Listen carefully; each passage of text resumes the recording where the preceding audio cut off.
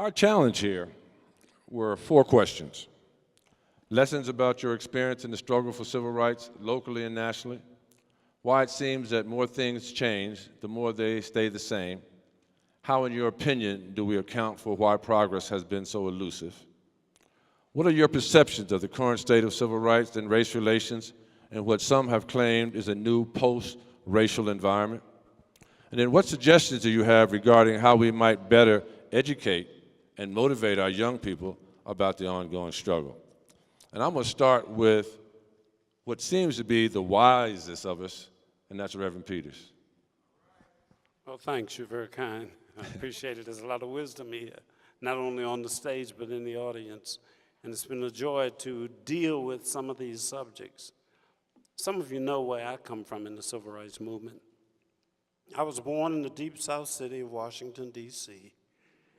in the year of 1933, which means I turned 80 this year.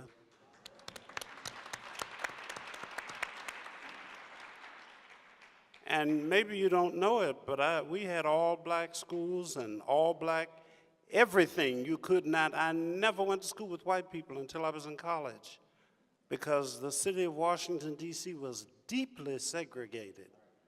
And you were told every day of your life that you were different, that something was wrong with you, that there's a school down the street, but you can't go to school there. You had to grow up with what that does to your psyche.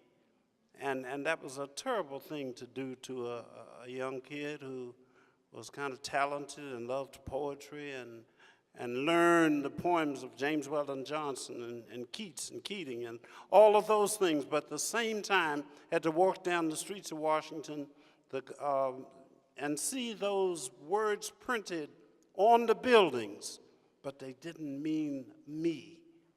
It was a terrible thing. Now I have to say a word about the progress. Some people are demeaning the civil rights movement. The civil rights movement did a lot for this country. Make no mistake about it. There were a lot of voices around then, and they were saying a lot of things, and some of them said, hate white people and give us our own state, and we're going to do this and other. But they didn't achieve anything. In our marches in Birmingham, we achieved the Civil Rights Bill. In our marches in Selma, we achieved the Voting Rights Bill. So a lot did happen. We're not there yet. But you know, I looked at some of the young people who did the sit-ins, some of the young people who were part of the March on Washington, some of the young people who took part in the demonstrations that we had all through the South, and I said, this country is going to have to deal with these young people, because they've not only been here standing up and being pushed around and beaten, but they have in their minds that they're just as good as anyone else. And make no mistake about it, you can go in a store, you can look at a job, and black people have jobs that they never would have had, and it's no big deal. There's a Red Lobster that I eat in over on Alameda sometime, and they just hired a black guy to be the manager, and they put his name in stone. And he said it felt real good. And I said, it's no big deal. It's happening all over the country. It's just not happening fast enough. America has not caught up with the fact that there are a lot of black people. Some are well educated, some are just very talented with their hands and their hearts, and they are still ready to be a part of this movement. But it is a movement, and those young people who were in the movement pushed their way in the political arena. You would not believe the number of black people who hold public office all around the country. You heard they renamed the airport in Birmingham. You heard that? Oh, you hadn't heard that?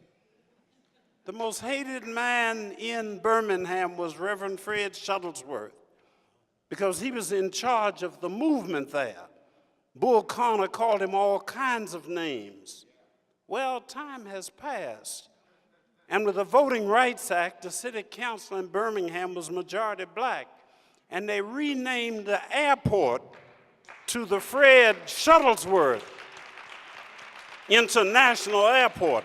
And whenever Bull Connor's relatives want to catch a plane, Lord have mercy, they got to go to the Fred Shuttlesworth Airport to catch that airplane. We've got to prepare the teachers, black and white, I had some good black teachers. They would make us get the lesson. But our teachers have got to be prepared for a new generation of super smart young black kids. Folks like to talk about their grandchildren. This just happened last night. I hadn't planned to put my grandson in it. But you know, we were having a conversation in my office. And I said, Judah, Granddaddy's going to sell the house. And he looked around at the house and said, wow. And he said, what you going to do about the scanner? And his father, Jasper, said, you don't mean the scanner. What do you mean, the real estate person? He said, no, the scanner. And we thought he didn't know what he was talking about. It didn't make much sense. Finally, he said, when you go to King Soopers, you use the scanner. So he's thinking that if I'm going to sell the house, somebody's got to scan it. That's heavy thought. We've got a generation of kids who grew up on the internet who play with tablets and know all of those kind of things. And this society has got to be ready to deal with them. And we're the ones who are still here who got to make it right. Yes, we've lost some ground. We gained a lot. We've lost some ground. We got to make it up. Thank you. Thank you, Reverend Peters. Carlotta, I'm going to ask you the question that they asked you in the TV program. What suggestions do you have regarding how we might better educate and motivate our young people about the ongoing struggle? I liked your answer then. I'm probably going to like it now. I don't even know. I had so many answers, I thought. Okay. But I will say this, John. First of all, thank you for this honor this afternoon. Number two, at this age, I did not think that I would still be talking about high school, but it is a part of my DNA, I see, and I'm glad of it, to be honest with you. I have the opportunity to speak to young people, and due to what I did go through, and I want to agree with a lot of things that Dr. Peters has mentioned. We came up during that time, although I'm going to have to change a few things you said. I was fortunate enough to have people around me, along with my parents, starting with my parents, to let me know that I was just as good as the next person, and that I had every opportunity available to me through education, that education was the road to success. And with that, the things that I went through at Little Rock Central High School was something that I had to stay above what was going on around me.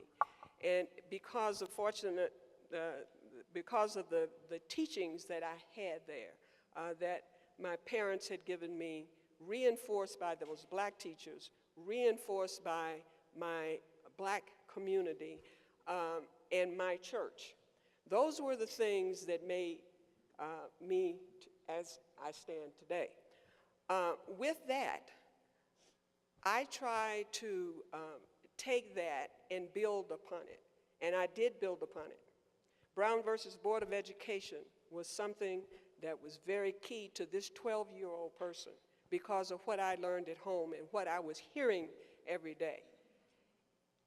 So when that opportunity came along in 1957 to integrate that school that was 1 mile away from me, instead of going to that all-black high school, which was 5 miles away, it was a no-brainer for me to sign that sheet of paper and go to that particular school. If you read my book, A Mighty Long Way, you'll find out I hadn't even told my parents. They didn't even they didn't know that I was going there until August of 1957. But that's because of how they taught me. So once you get that opportunity to do something, whether the door is a crack or is flowing wide open, you're prepared to go through it. And that's what I tell young people today, that they need to be prepared to go through the door. Do not look for things to just drop from the sky. You have a responsibility. You are to be the CEO of your being. You can control what you can do. And I enjoy the dialogue that I do get with not just high school students, but with college students. They are out there to change this world. What they need to understand is how they got to where they are today. And that is what we, those of us who have participated in civil rights, in the civil rights arena, whether we were asked to do it or we just happened to be a part of it. And that was my situation. I didn't just say I'm going to be a civil rights activist. I was doing what was right. And I think if we all try to do what is right, we will go much further along the way.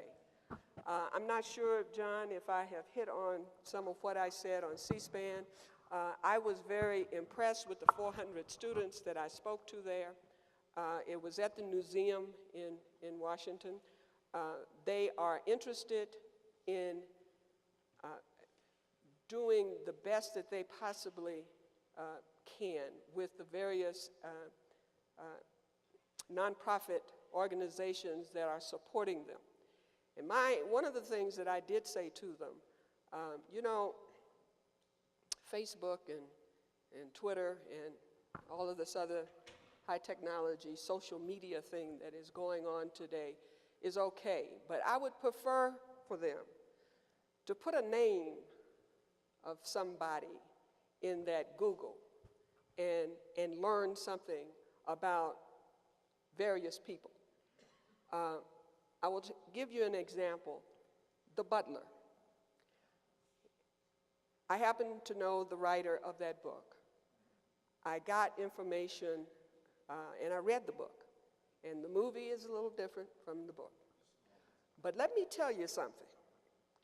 With the 20s and the 30-year-old group of young people, they were very interested in what they saw at the theater.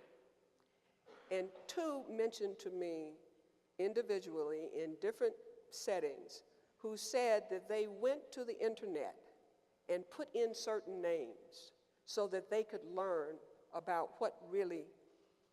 more about that particular person.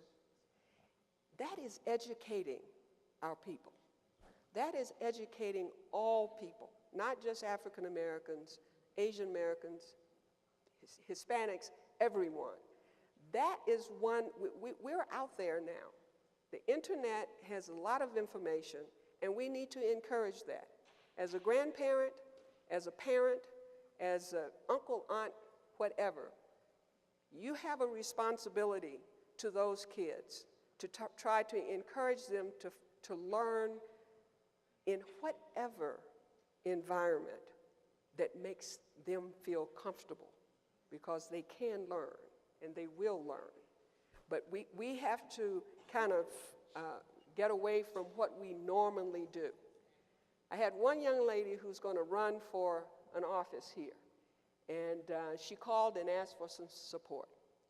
And my advice to her, and I'm giving what I can, is that she sit down with people like Senator Tanner, Senator Groff, and those in the past have presented and represented us here in this community.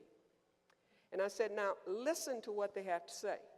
But that is not to say that you have to do it that way.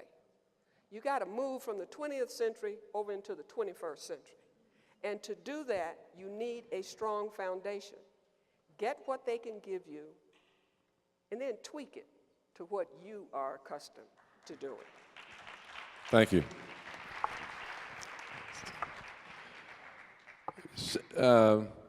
Reverend Peters was with Dr. King.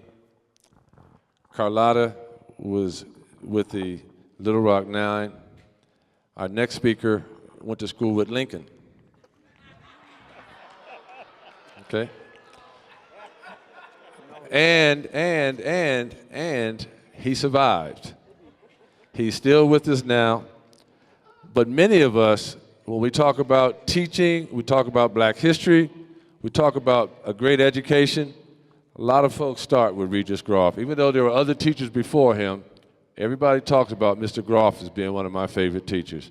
And so, to my boss, Mr. Groff. I was going to talk about respect. But, you know, I was just thinking, I was listening to Reverend Peters, and I was also thinking about being old, or at least older. I've had about 7 decades almost that I can remember what was happening during that time. And I can recall where we were in the 40s and on forward. And I can recall in particular going to school in northwestern Illinois, a little town called Monmouth, Illinois. And the only black kids in the school were me and my 2 sisters. And then my dad, for whatever reason, a town of 9,000, we had to try living on each side of the city. And so we moved to another elementary school, and it was me and my 3 sisters now, and about 3 other black kids. And so 2 things came out of that experience. I think one was good and one wasn't. The one that wasn't good was that I didn't learn anything about black people. Just nothing. I think I learned about the peanut, Carver, and I think Booker T. Washington, maybe. But what I did learn, and my sisters learned, that being in this school, where I never had a black teacher. I never had a black teacher all the way through college. I never had a black. But what I learned was from 7th grade to high school and on into high school, was that in every class, I was at least smarter than half of them in the room. And I was always next to the last at the spelling bees. Were it not for Penelope Heston, I would have been last standing up. So I didn't come out of that experience thinking that I was inferior intellectually. And I think that was an advantage. But now, and thinking of civil rights and racism in 2013, you're struck with several things. One, I'm struck with the response to racism and civil rights in our communities and in the broader country. And I look at some black people who appear on Fox and who consider themselves conservatives and Tea Partiers, and who are justifying and supporting and patting on the back the people who are pure racists. But then on the other hand, I see young black people that we have to rely on for the future. I see them getting caught up in a couple of things. I see them, one, falling victim to an inferiority complex. Because who do they get mad at? They get mad at the gang member down the street who looks exactly like them.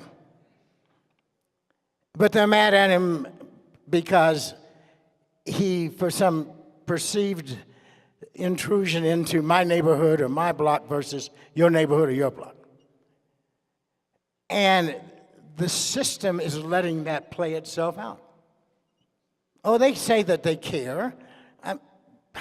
Black children are massacring each other in my home state, on the south side of Chicago. 10 killed last night, I think, or shot. 13, 19 over the Labor Day weekend. Sheer madness. And what's happening is that those who run Chicago and the state legislature and the U.S. Congress play it off. Oh, that's terrible. And that's all they're saying about it.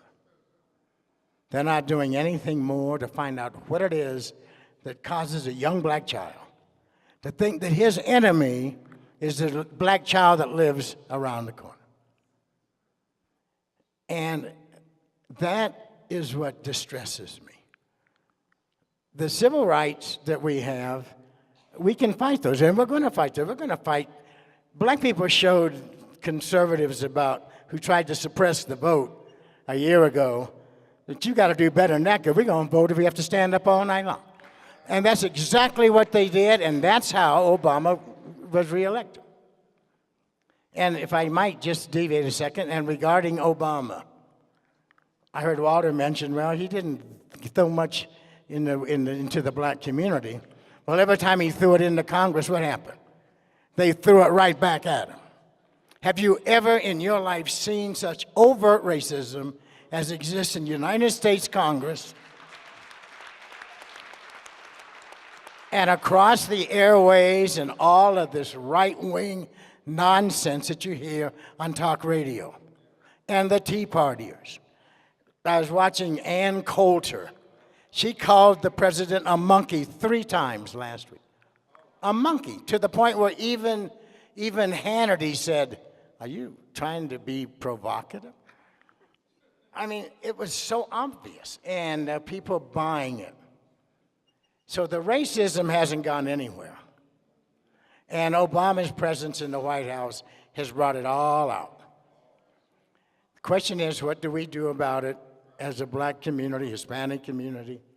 And what we do about it is to pay very close attention to what we do with our children, what we do with education. Any black child in this room who hasn't graduated, you ought to get your behind back in school. If you're in here right now and you quit school, then you need to get your behind back in school and shut your mouth until you do.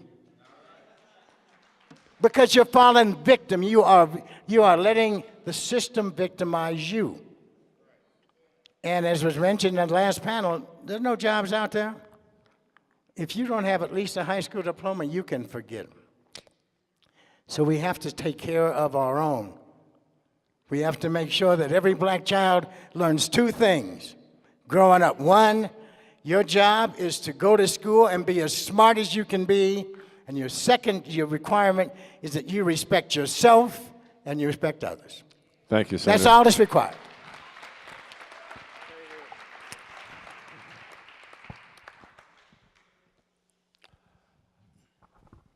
Many of you know our next speaker. He's been here as long as Regis. As a matter of fact, I swear I saw them together at the Lincoln inauguration. And I was just a tyke. But Larry, I guess I asked, Larry Bourne, why does it seem that the more things change, the more they stay the same? And how, in your opinion, do we account for the progress, why progress has been so elusive? Okay. Yeah, I'm very happy to be here, and I am also very pleased that iNews did the study that they did. I think it's very important that all of us see it, read it, that we take it into our schools, into our churches, into our families, and let people know. I think it's very important. As a matter of fact, and I teach down at Metro State University, I teach a course called The Black Family, and I'm trying to get, the students that I have, and approximately half of them are black, to read. What I'm finding, college students don't like to read the newspaper anymore. Well, that's fine. Read all of the electronic media, but read newspapers as well, read books as well. And I just advise my students, and I advise people that I speak to in other venues to make sure you have a library at home about our people, because what I'm learning as a teacher at this level now is that many of our folks don't know very much about ourselves. We don't know much about ourselves. We don't know much about where we came from. We don't know much about what we have learned and what we have done. And I usually want to end the semester with my students, with them having, particularly my black students, okay? That sounds prejudiced, it's the way it is. Our people have to understand what we have come through, okay? One of the books that I provide as a text to my students and this is called A New Look at Black Families. It's by a person named Willie is his last name, C.V. Willie, I believe it is. But whatever, he says, we have built something from nothing. Black people in 150 years came from an abject poverty that we can't even imagine today. We can't imagine the poverty of the spirit that had to be there, the poverty of treatment that we experienced, the poverty of just material things. But we were able to take that, and with our families and with our churches and our belief, our spiritual strength, with our determination, we turned it into something. And that something is fantastic. I mean, we've done just an amazing thing. Black people have a tendency, our folks have a tendency, and the environment we live in has encouraged us. The schools, as you say, still, Regis, we're still trying to get the schools to teach black people about black people and white people about black people. They don't want to do it. It's the hardest thing in the world to try to get, DPS and Aurora Public Schools to say, part of our curriculum has to deal with the biggest challenge that America and its supposed beliefs and so forth has faced, which is that of dealing with, the aftermath of slavery. That is the biggest challenge our country has ever faced. I mean, we don't want to deal with that, But anyway, the point is that I have students at the end of the semester who will say, well, black people, a kid told me in school the other night, he says, I think that there ought to be fair opportunities, and I'm working with a group, the Fair Share Jobs, that wants to get construction jobs for black young people. He says, yeah, but black people don't want to do construction. I said, how do you know black people don't want to do construction? Every time I've tried to help, black folks get jobs and a construction job was there, I had more than enough people who wanted to take that job. But we have these ideas that people are putting in our mind that are negative about ourselves. We don't have anything negative we don't need to let anything negative upset us, because we are a miraculous people. We have done the impossible nearly, and here we are today. Now, we do have some things we need to do, and I'll just make a couple quick recommendations. One of them is to our black elected officials, and we have these wonderful young people up here today, and I can say young because I am almost as old as Regis, almost. But the point is that we've got these fantastic young black representatives and mayors and so forth, but they have to take responsibility. They wanted to be our representatives, and they need to do it. And they need to make sure they give us the very best that they can. It is not okay for anyone in government today, black or white, but certainly not black, to accept a second-class citizenship for black people. That is not okay. And so every one of these black folks who are up here today, and I've said to the mayor, okay, there needs to be action taken, and I would propose a couple things. One is the mayor needs to appoint a czar, and I'll write him a new note. He needs to appoint a czar to deal specifically with this study. There needs to be someone down at the city who's looking at this proposal, this report, and saying, I'm going to try to coordinate the city's response to this, okay? There needs to be the Black caucus in the legislature and the Black and Latino caucuses. They need to each appoint, the Latino caucus and the Black caucus need to appoint somebody who's their coordinator. Now, it used to be that we didn't have to appoint anyone or say that because they were all our coordinators. I mean, I met Gloria and Regis in the middle of struggles that were going on, trying to get an economic development person in the state capitol, trying to keep from being discriminated. I can remember Gloria and I down at the Rocky Mountain News trying to get the first black newspaper journalist, remember, with, well, not the first, but Bob, we were trying to get Bob a job, Bob Jackson. But the point is that the legislative caucuses need to take, again, responsibility. Here's a body of information, and we need to take that information and we need to see what we can do what we can do to make a dent, what we can do to take us the next step. And as Reverend Peter says, it ain't going to be straight and it's not going to be fast, but it must be continuous. We must continue. And then for all of us, you know, I mean, certainly we got to respect and support the organizations that brought us here. NAACP, any black person who doesn't understand that the NAACP changed the world for us as a people over 100 years ago, and that we owe the memory of that organization support. The Urban League again, you know, I've been away from the Urban League for 20-odd years in this town. But the point is, we owe that organization of over 100 years support and faith and hope that it will be all the things we need it to be in the future. So, you know, those are a couple things that we can do some things, we can support. People in public life can do some things, and they must. And I think we as citizens, black citizens and white citizens, and because there's always been we've always had our white supporters and friends, we've got to make sure that the system works better than it's been working lately for us in this state.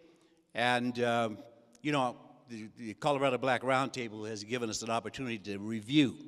So now let's take that and move with it. Thank you, Larry.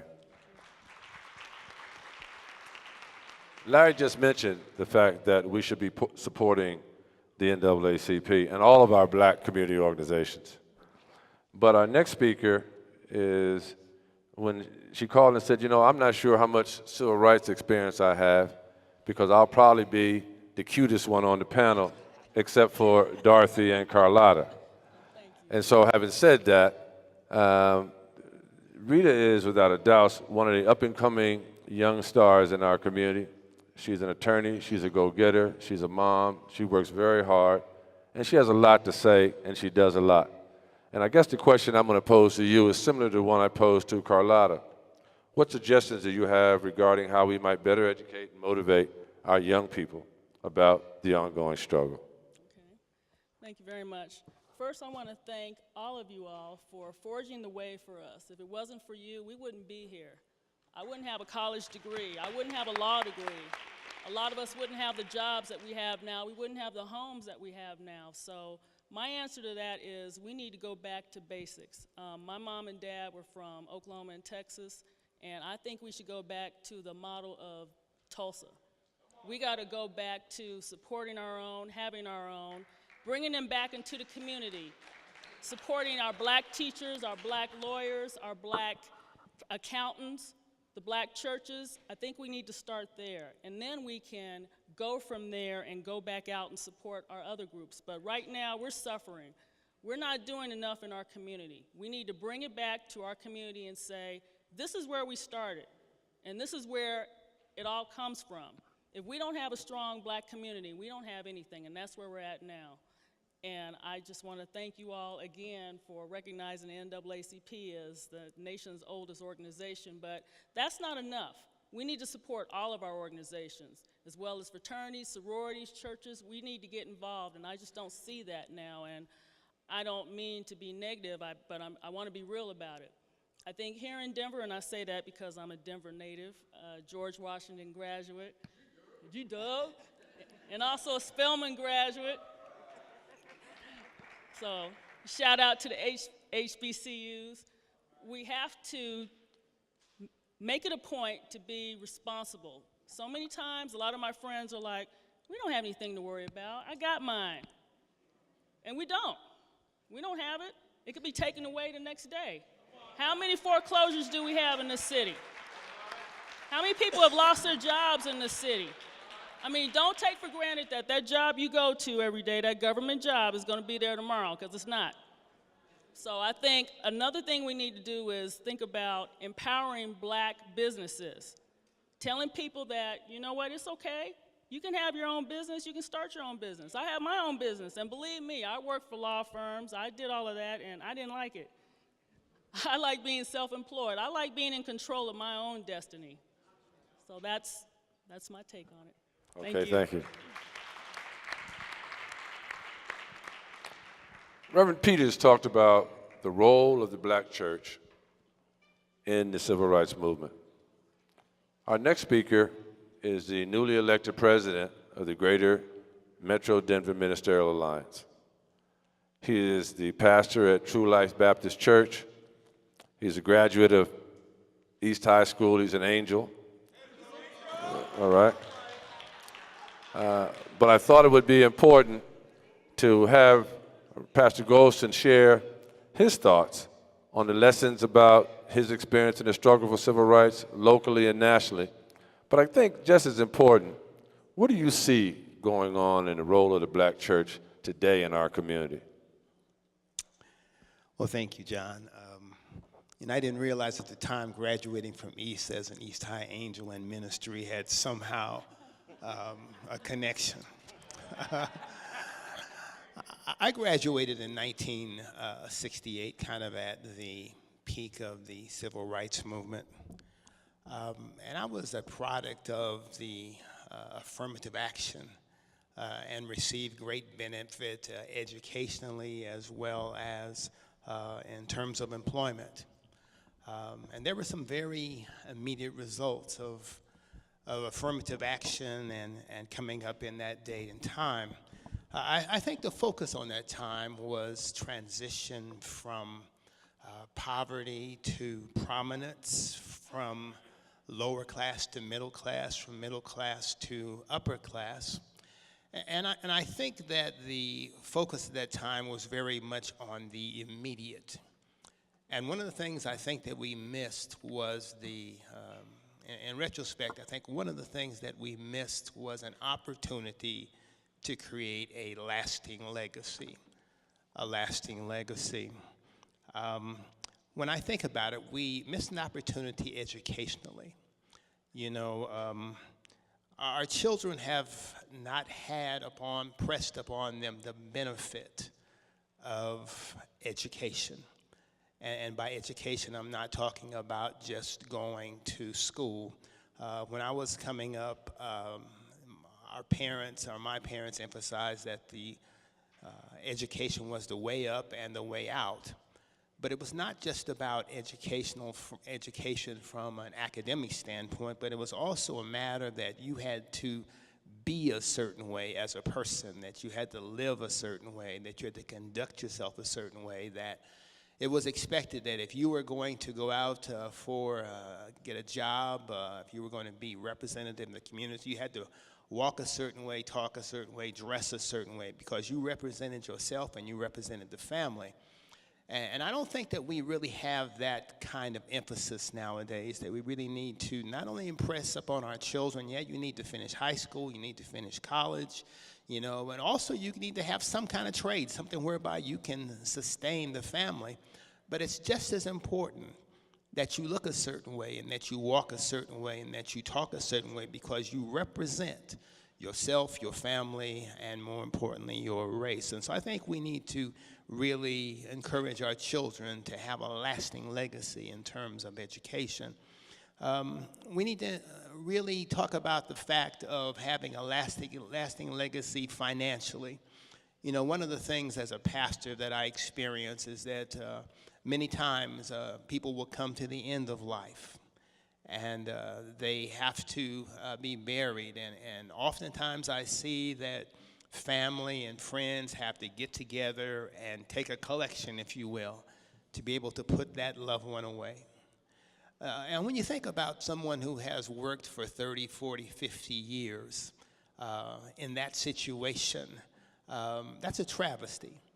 Recognizing, there are issues of unemployment, there are issues of recessions, I understand that.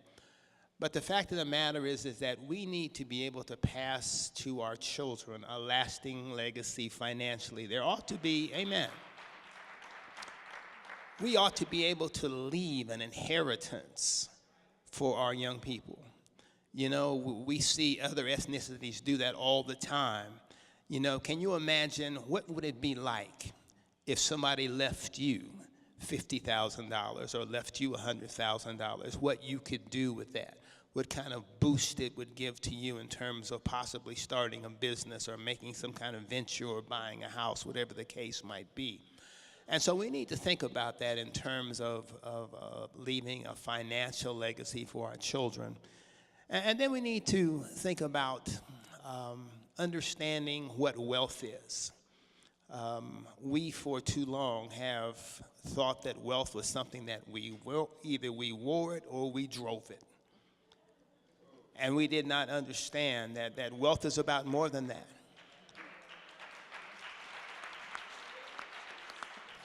And so we need to challenge our children to have an investment mentality.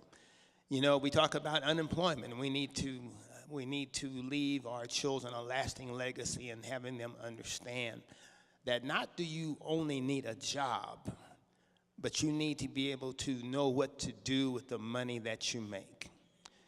I don't care what kind of job you get. If you don't understand how to utilize your money, invest your money, you will never be successful. My father used to tell me all the time, he said, you can make $1,000 a day, spend $1,000 a day, and at the end of the day, you're still broke.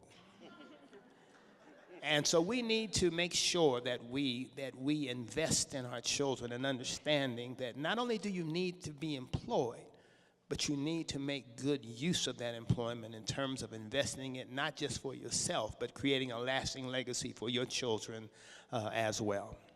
So I think when we think about what fix we might put upon this community, whether we're in community or whether we're in chaos, I think it has to include the understanding that we need to create a lasting legacy.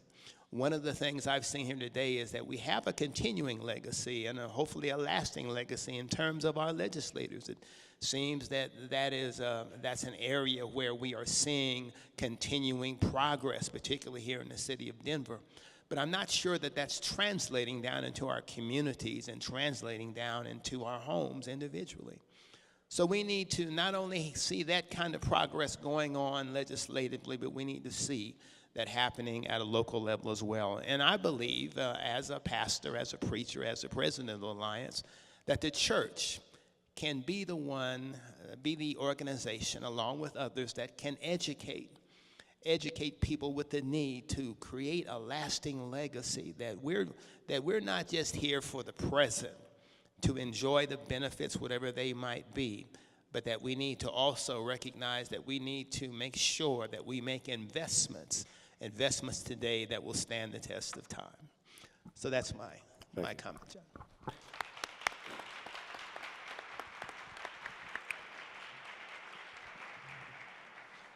You know, there used to be an organization in town called the Black Directors Council. And Larry Boehm and myself and several others used to be involved. And then one day, this sister showed up who was smarter than everybody there. And all the brothers became a little bit intimidated, and she didn't care. She just whooped us in shape. She went on to be the head of the Civil Rights Commission. She is, without a doubt, one of the, Sharon, excuse me, but one of the most brilliant women I know. She left here and went to California, I believe to California, and did some very positive things there in that state. And now she's back home, and we're blessed to have her back in this environment. Would you please welcome the former executive director of the Colorado Civil Rights Commission, Dorothy Hayden Watkins. Thanks, John. Thank you. My question to you is, what are your perceptions of the current state of civil rights and race relations in what some have claimed is a new post-racial environment? Thanks, John. And I want to thank all of you, and I've got to say a shout out to Cleo or something for being a part of getting me involved in this, but you all know where my heart is. I've been gone for 23 years, and I'm sitting here and experiencing all of this with some of my Manual High School classmates and thinking, we are the Thunderbolts. I mean, what can I say? And the mighty, mighty Thunderbolts, right? So you all would expect no less of me or any of the rest of us than what we've been able to do. But to try to get cut to the chase, and there's so much I'd like to say. So many things have happened to me this year this 50th anniversary of the March on Washington, the 50th anniversary of the I Have a Dream speech, 50 years since we graduated from Manual High School, the first time I'm on this stage in 50 years, where I stood shortly after coming from Newton, Mississippi to Denver, Colorado, and Manual High School, my first integrated experience in a public school setting or any other kind of setting for that matter. I lived segregation in the deep South in Mississippi. So when people ask, has the civil rights movement made a difference? Has there been any progress? I can tell you, not just from an academic perspective and having studied history and having learned something about black history from African American teachers, that we have made progress. I remember black water fountains, colored only is what they said, and white only water fountains. I remember coming to Denver to visit relatives on the bus. We didn't fly in those days. And we, black folks, sat in the back of the bus. There was a sign that was a demarcation of where we could sit. Now, you know my age, or approximately, because I'm talking about 50 years. But really, that has been a long time, right? And on the other hand, it has not been a long time. But yes, we're standing on the shoulders of all the folks, including many of those on this stage who are not that much older than we are. But we're standing on your shoulders and the shoulders of our parents and grandparents. I remember in Newton, Mississippi, when my parents had to pay a poll tax to vote. That was a result of efforts to prevent black folks from exercising their 14th Amendment rights to vote. But that's what happened. They paid that poll tax and they voted. So when there are efforts underway to have a chilling effect, to create all of these false requirements for people to authenticate themselves in order to vote, that's real to me. And I know that the progress that has been made, and we're going to deal with that, we are, is something to be acknowledged and recognized. And yes, young people, my daughter, my grandchildren, and others need to understand that. And no, we're not doing as good a job as we need to help them understand that. I, like Larry, deal with students, adult students now in my retirement, including African American students and Caucasian students. They do not have a clue about the history of civil rights in this country. And we are not doing the job we need to do. I think we're trying, but we all have a responsibility to make sure that everybody knows, because we have to work together as a people. This isn't a problem, whatever the problems are, call it education, let's call it a challenge. Whether it's the gap in education, in employment, in economics, in healthcare, in the status of families, whatever the situation. It's a responsibility of the entire nation, the whole community. We take care of our communities. However, it is something that is going to be beneficial to everyone. Dr. King said, and I'm paraphrasing, so long as any one of us is less than he can be, none of us is the best that we can be. And so we all have an obligation and a responsibility to help each other. And one of the last things I'll say, because I'll go on and on and on, but the last thing I'll say is that I think we have to tell our story. We have to tell our stories, and I have been reluctant to do that. You know, when I came back and Sharon said, Dorothy, you know, we're doing this, and Cleo said, and da-da-da-da, I said, Sharon, I said, where are the young people? You know, where are the people coming behind us? I've been gone for 23 years. Everybody up here, we saw today some fine young folks coming along and taking leadership roles, and we need to continue to support them. I'm tired. We're tired, but we cannot give up. I think that's been the most sharp and dramatic lesson that I have learned this summer.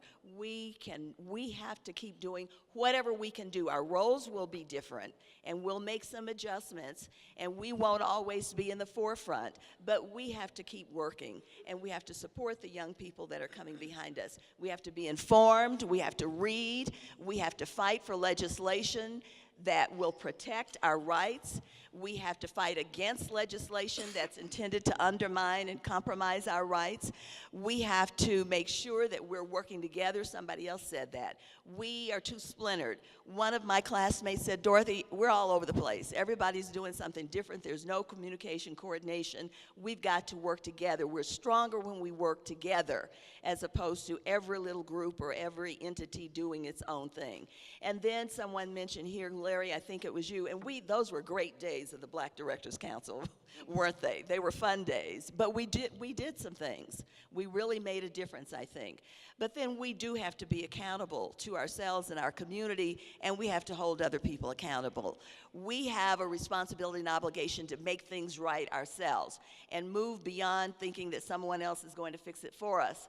We have resources and capabilities and talent and expertise and skills and knowledge and resources, and we're creative and innovative people. And working together with the larger community, and there are good people in the larger community.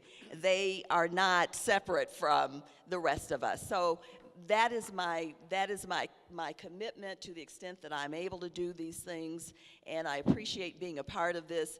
Reverend Peters, Regis, so many people who stood behind me and with me and beside me in those tough times. Gloria at the Civil Rights Commission when we were being beaten up and so forth and so on. So it's wonderful to be here and to be a part of this, and I know that we have a bright future in Denver, Colorado. Thank you.